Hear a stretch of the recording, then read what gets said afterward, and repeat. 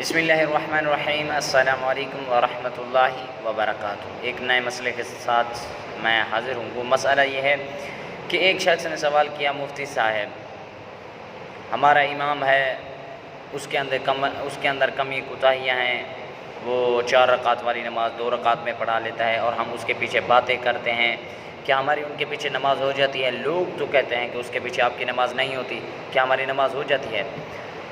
تو سب سے پہلے تو مفتی صاحب نے یہ جواب دیا کہ امام کے کسی کے پیچھے باتیں کرنا یہ تو غیبت ہے، اور پھر امام کے پیچھے باتیں کرنا یہ تو اس کا وبال تو ہے۔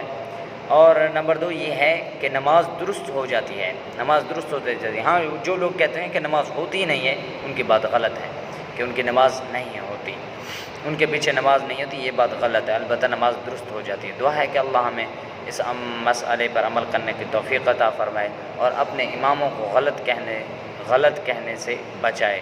السلام علیکم ورحمۃ اللہ وبرکاتہ۔